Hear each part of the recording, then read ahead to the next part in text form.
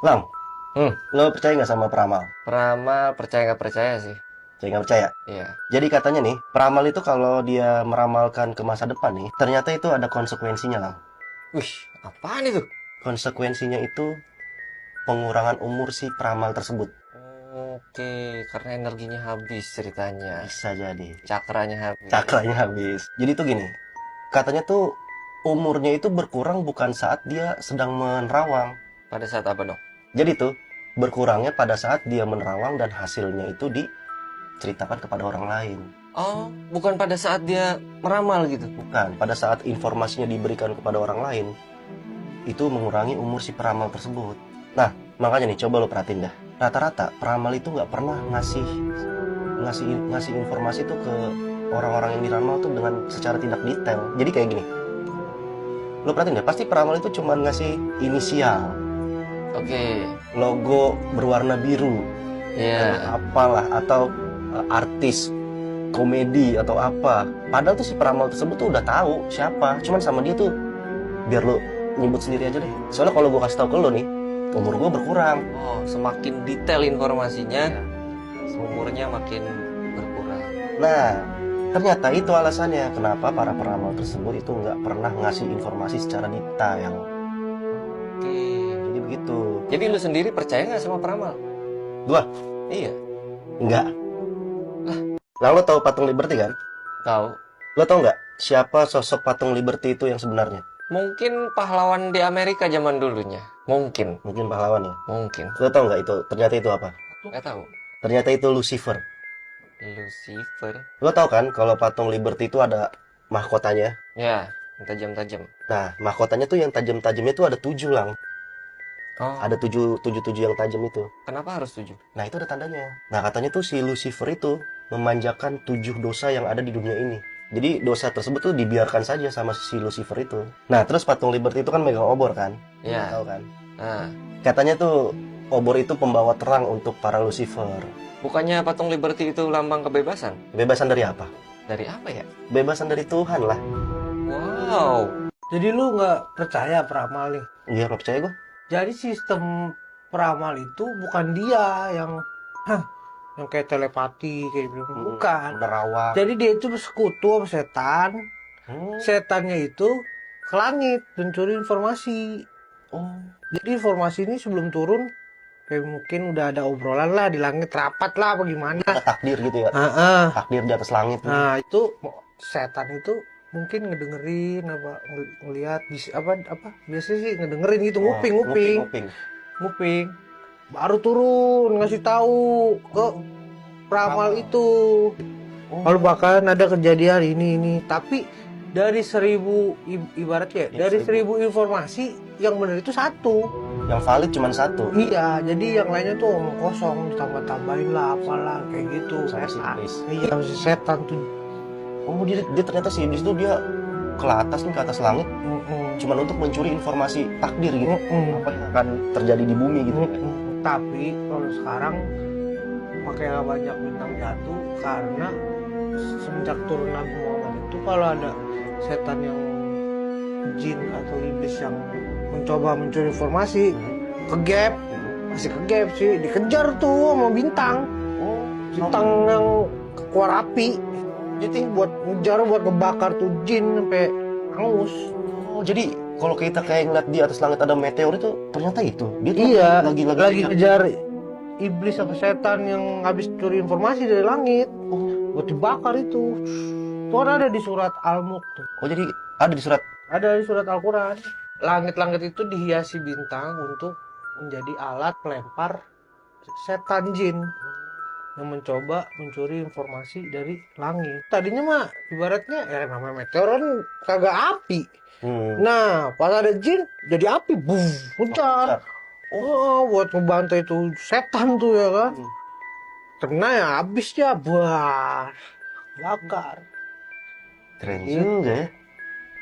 Boleh.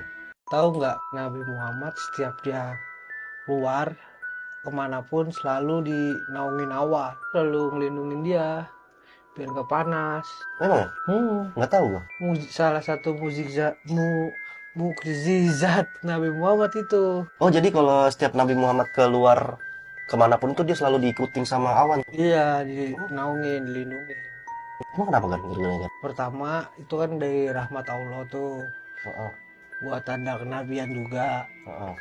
Kedua, kalau nggak dinaungin awan, cahaya Nabi Muhammad itu bisa apa namanya meledakkan matahari saking terangnya. Jadi cahaya Nabi Muhammad itu saking terangnya dia bisa meledakkan matahari. Makanya ditutupin awan itu biar nggak langsung cahayanya ke matahari. Oh, baru tahu gua. Makanya selama ini Nabi Muhammad kalau kemana-mana tuh selalu dilindungi oleh Iya, awan ya. Itu awannya gitu aja apa beda-beda sih? cuman buat dia doang. Goku ya, punya awan ya. Awan pribadi ya. Awan Kinten dong. Awan Ginton. Lah, emang Sun Gokong kan lagunya Sun Gokong Goku. Goku gimana? Lagu buat Nabi Muhammad. Na di ujung langit kita kesana dengan seorang Itu kan seorang anak Iya. yang tangkas. Oh iya ya. Itu anaknya itu Nabi Muhammad. Ke ujung langit loh. Siapa? Oh ya. Kita ke sana sama dia yang bisa. Iya, kita kesana dengan seorang anak yang tangkas dan juga pemberani. Oh iya juga ya. Liriknya kayak pesannya itu tersiratnya kayak buat Nabi Muhammad. Iya, tentang Nabi Muhammad.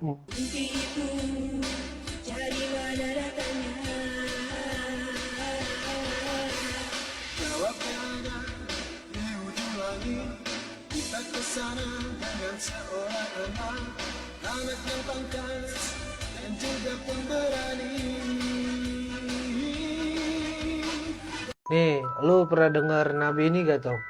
Hanzalah. Hanzalah? Enggak. Nabi yang bikin punah burung terbesar di dunia. Burungnya sayap 4. Lu bayangin sayap 4. Kayak naga. Makanya kuda, gajah, manusia. Oh, manusia juga dimakan. Iya, manusia juga dimakan. Kayak di film-film ini deh, Lord of the Rings itu namanya burung anko. Burung angko. Anko. Wah. Jadi cerita gini, Nabi Azala ini berdakwah di kaum ras. Kaum ras. Nah, yang nyembah apa pohon. Nyembahnya pohon dia. Tapi pas lagi Nabi Anzala berdakwah, nggak ada yang percaya nih sama Nabi Anzala, kan disuruh masuk Islam, nggak ada yang percaya. Terus kata kaumnya, ya udah, kalau kamu rakyat kami masuk Islam, kamu harus membunuh burung anko ini karena udah banyak memakan korban. Dia tinggalnya di atas gunung, burungnya itu. Anko ini. Terus sama Nabi Hanzalah diokein nih. Ya tapi bener ya kalau misalkan saya bisa bikin punah, membunuh semuanya, masuk Islam. Iya, berdoalah nih sama Allah, Nabi Hanzalah, kabulin sama Allah. Burung anko itu pada jatuh, tiba-tiba jatuh kebakar semuanya, sampai punah, sampai nggak ada tuh, habis sudah, sampai nggak ada keturunannya. Nah, burung ankonya itu udah udah terbukti ya kan. Akhirnya gimana, ayo masuk Islam, nggak mau. Konyol, nggak sesuai ini janji, tetap mau nyembah pohon, katanya ini sihir katanya.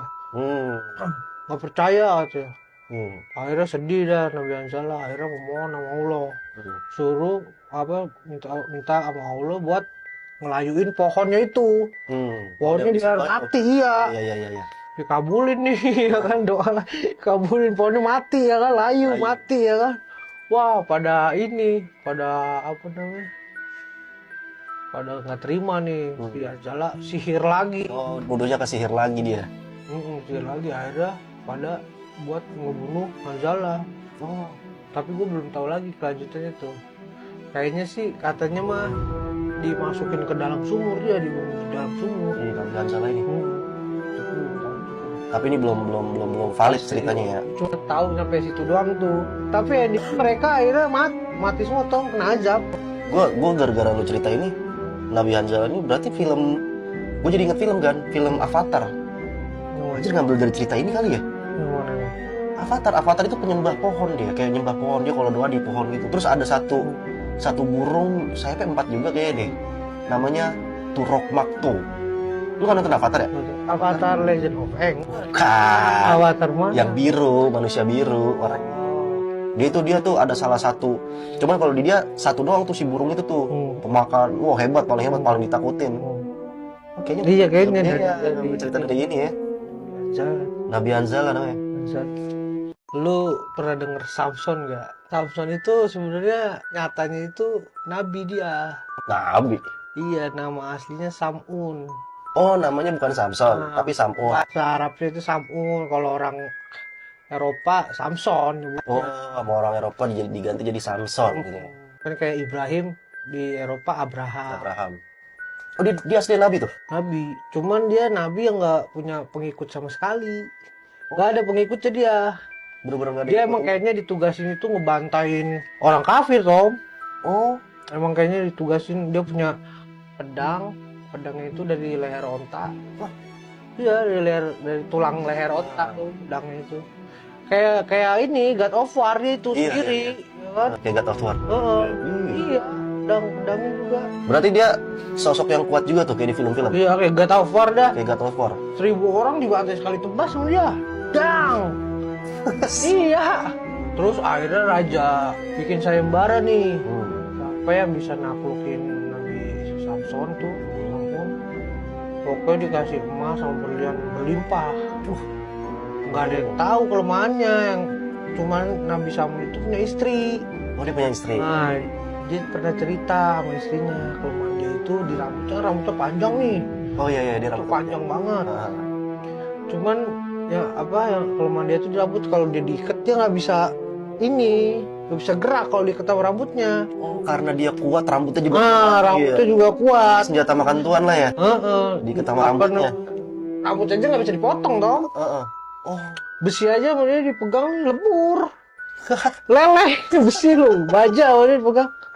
Pedangnya juga bisa ibaratnya apa ya, dikasih mukjizat juga mau lo. Pedangnya itu bisa ngasih makan dia. Kalau dia aus, minum. Jadi mungkin kalau ngebantai kenyang kali dia. Oh, bisa. Atau lagi aus, dia ngebantai orang kafir, ausnya hilang. Akhirnya bininya inilah nyamperin rajanya tuh, ngasih tahu kelemahannya. Oh, berkhianat bininya. Berkhianat. Wah, dikasih tahu tuh akhirnya kelemahannya sih ke raja tuh, bahwa dia kelemahannya di rambutnya. Akhirnya pas lagi tidur sama bininya diikat tuh dia. Lagi tidur nyenyak diikat pakai rambutnya dia sendiri tuh. Udah diikat, baru dah tentara datang nih buat nangkep. Nangkep. Wah, langsung sedih dong si Samson. Gak bisa gerak, ternyata istrinya sendiri yang berkhianat ya kan. Sedih dia ya kan, dibawa. Wah, dihancurin, matanya dicongkel ya kan. Wah, disiksa terus menerus. Akhirnya dia berdoa sama Allah. Aku minta pertolongan dah sama Allah. Sekali hentak, buang, hancur semua dong. Akhirnya semua sampai istana-istananya. Oh, guys. Iya, roboh, dua. Tapi nggak jadi kalah tuh. Enggak, langsung dia tobat karena terlalu percaya sama istrinya. Tobat dia sama Allah. Kenapa dia tuh nggak terlalu percayanya sama Allah, masih ada percaya sama manusia gitu. Iya. Tobat, dia nebus kesalahannya selama 1000 bulan. Dia ngebantain tanpa henti orang kafir. Bantuin 1000 bulan, lu berapa tahun tuh? Kagak berhenti. Gak berhenti, terus. Orang lapar dari pedang, kan? Haus itu dari itu. Tuhan perang lah ibaratnya kan. Panglima perang. Paling ininya mengerikannya sendirian, gak punya pengikut. Nih, Tom, lu tau gak cerita Nabi Musa yang kenapa dia selalu ditutupin mukanya? Pokoknya yang kelihatan matanya doang. Oh gitu, yang pernah? Pernah Nabi Musa selama 40 hari itu dia mukanya ditutupin, yang kelihatan matanya kemana-mana. Jadi ditutupin kayak pakai kupluk gitu? Iya, kupluk, pakai masker. Yang ditutupin? Iya, jadi pernah ya? dia pernah. Sampai dia akhirnya tinggal di goa dia. Sampai menyendiri gitu? Ya, menyendiri. Gara-gara kenapa kan? Gini ceritanya. Jadi kan Nabi yang bisa ngobrol langsung sama Allah kan cuma Nabi Musa doang. Bisa ngobrol langsung. Pada saat itu? Cuma Nabi Musa doang. Sampai 25 Nabi yang bisa ngobrol langsung cuma Nabi Musa doang. Oh, baru tahu. Terus?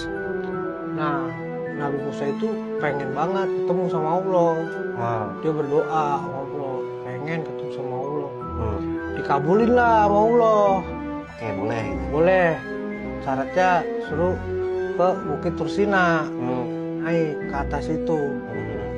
Sebelum naik disuruh lepas sendalnya Nabi Musa. Oh iya. Pas sendalnya kotor ya kan, soalnya mau ketemu zat yang maha suci. Naiklah dia nih, tek di atas Bukit Tursina. Baru hijab pertama kalau nggak salah ya. Hijab pertama, bang, langsung meledak Tom bukit. Wah, Kena langsung cahayanya, iya, kena cahayanya Allah tuh, wah, langsung jatuh kan. Pingsan nih Nabi Musa. Terus pingsan, udah akhirnya bangun ya kan. Terus dia mau pulang, setiap orang yang lihat dia buta Tom. Setiap orang lihat Nabi Musa buta. Heeh, setiap orang lihat dia langsung pada buta. Gara-gara kenapa? Gara-gara apa efek samping apa biasan cahaya Allah, saking terangnya. Nempel di wajahnya Nabi Musa tuh ya. Nempel ya. Makanya Nabi Musa langsung ditutupin, terus langsung menyendiri ke gua 40 hari. Akhirnya dia tobat nasuha, minta ampun Minta ampun. sama Allah karena dia pengen ketemu Allah. Iya, lacang ya. Iya, harusnya bukan di dunia ketemunya mah, kalau mau yang aman ibaratnya. Ada kehidupan yang lain. Berarti dia belum sempat ketemu Allah ya? Belum lah, udah Udah hancur juga. silau ya kan, meledak bukit ya kan. Baru tahu gue.